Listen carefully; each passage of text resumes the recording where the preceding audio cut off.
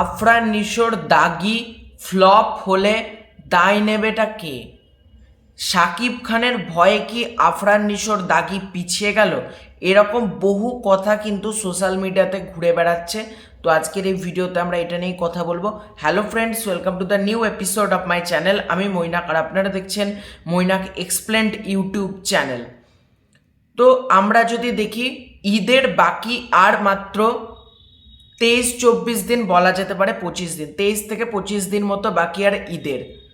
তো ঈদে যে সকল সিনেমা রিলিজ করছে, সেটা তোমার ধরো বরবাদ সিনেমার প্রমোশন তো ভালোই হচ্ছে, প্রতিনিয়ত কোনো না কোনো কন্টেন্ট, কোনো না কোনো টিজারের ছোটো ছোটো কেটে কুটে পোস্ট করে মেকার্সরা কিন্তু তাদের ফেসবুক পেজে ক্রমাগত কিন্তু প্রমোশনটা চালিয়ে যাচ্ছে। বরবাদের টিজারটা চলে এসেছে, জঙ্গলি সিনেমার প্রি টিজার, একটা গান, পোস্টার, এগুলো তো জঙ্গলি টিমের তরফ থেকে এসে গিয়েছে অলরেডি। জিন 3 যে সিনেমাটা আসতে চলছে, সেটা নিয়ে আমরা খিল্লি করছি, মজা করছি, কিন্তু তারাও কিন্তু প্রমোশনটা শুরু করে দিয়েছে। কিন্তু দাগি টিম কি করছে? দাগি টিম কি শীত ঘুমে চলে গিয়েছে? আমি ঠিক বুঝতে পারছি না। আফরান নিশোর একটা সিনেমা রিলিজ করতে চলেছে, অথচ মেকার্সরা পুরোপুরি চুপ। এই যে রমজান মাসটা শুরু হয়ে গেল, রমজান মাসের আগে মেকার্সদের কি উচিত ছিল না একটা পোস্টার ড্রপ করে দেওয়া? মেকার্সদের কি উচিত ছিল না একটা ছোটোখাটো কোনো গ্লিমস বা টিজার বা প্রি টিজার এগুলো দর্শকদের সামনে নিয়ে আসার? রমজান মাসের আগের যে সময়টাকে, সেটা তো কাজে লাগাতেই পারলো না। অলরেডি কিন্তু আমরা রমজান মাসে চলে এসেছি, এবং রমজান মাসে কিন্তু কন্টেন্টের ভিউজ কিন্তু কম হয়, ঠিক আছে? গান, টিজার, ট্রেলার, সেটা শাকিব খান হলে যেরকম পরিমাণে ভিউজ হয়, বাকিদের কিন্তু বলো, বা তোমরা অন্যান্য ভিডিওর মধ্যেও তোমরা ফারাকটা বুঝতে পারবে, ভিউজ কিন্তু কম হয়। এবং রমজান মাসে কিন্তু মানুষ গান বাজনা নিয়ে বিজিও, এগুলো নিয়ে অত মাথাও ঘামায় না। তাই দাগি টিম কিন্তু একটা বাজে প্রমোশন করছে, প্রমোশন করছেই না বলা যেতে পারে।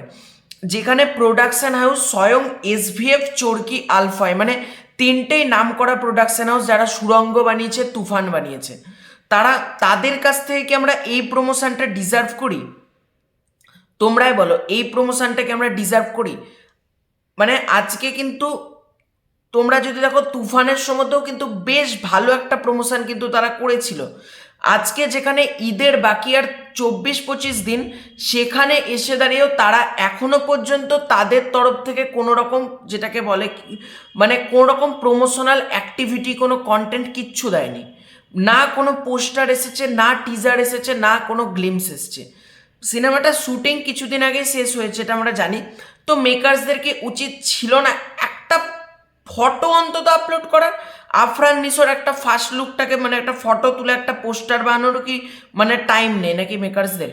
এই সিনেমাটা যদি ফ্লপ করে, দাগি সিনেমাটা, আমি মন থেকে চাই সিনেমাটা একটা ভালো কালেকশন করুক, কিন্তু বাই এনি চান্স যদি সিনেমাটা ফ্লপ করে যায় বা কালেকশন যদি কম হয়, এটার পুরো দায় কিন্তু নিতে হবে প্রোডাকশন হাউসকে। কারণ আজকে দেখি আফরান নিশোর ফ্যান্সরা নিজেরাই প্রমোশন করে যাচ্ছে, নিজেরাই তোমার ফ্যানমেড পোস্টার বানাচ্ছে, নিজেরাই ফ্যানমেড টিজার তৈরি করছে, নিজেরাই বিভিন্ন জায়গায় ফেসবুক পেজে লেখালেখি করছে, দাগি আসছে এই ঈদে। অথচ একটা ঈদের সিনেমা, যেটা প্রমোশন যে কি হওয়া দরকার, সেটাই কিন্তু দাগি টিম করলো না। আর কি করে প্রমোশন হবে? আজকে তোমরা দেখো, আর 25 দিন, এই মুহূর্তে কখন টিজার আসবে, কখন গান দেবে, কখন পোস্টার আসবে, যদিও হয় গায়ে গায়ে হবে। দরদ সিনেমার ক্ষেত্রে আমরা যেটা দেখেছিলাম, হয়তো সেটাই দাগি টিমের ক্ষেত্রে হয়তো আমরা রিপিট দেখতে পাবো, এটা হতে পারে। দাগি টিম পুরোপুরি শীত ঘুমে চলে গেছে নাকি? আজকে সোশ্যাল মিডিয়ায় বিভিন্ন লেখালেখিও চলছে যে শাকিব খানের ভয়ে পিছিয়ে গেলেন আফরান নিশো। দেখো, আফরান নিশো, শাকিব খান দুজনেই কিন্তু বড় অভিনেতা বলা যেতে পারে। তো তাদের সিনেমা নিয়ে প্রত্যেকে এক্সাইটমেন্ট এটা থাকবে। তো দাগি টিমের উচিত কিন্তু এবার প্রমোশনটা শুরু করা। একটা সিনেমা প্রমোশনের অভাবে কালেকশন করতে পারবে না, এটা মেনে নেওয়া যায় না। তাই আমি মন থেকে চাই সিনেমাটাকে প্রমোশনটাকে স্টার্ট হোক, এবং বরবাদ এবং দাগির মধ্যে সুস্থ প্রতিযোগিতা হোক। কোনো নোংরামি, কোনো এরকম যেন না হয়। বরবাদ, দাগি, জঙ্গলি সব সিনেমায় ঈদে ভালো কালেকশন করুক, তবে সুস্থ প্রতিযোগিতা হোক, আমি এটাই চাই। তো এটাই ছিল আজকের ভিডিও। ভালো লেগে থাকলে লাইক করা, তোমাদের কি মতামত দাগি নিয়ে কমেন্ট করে জানিও। Bye bye.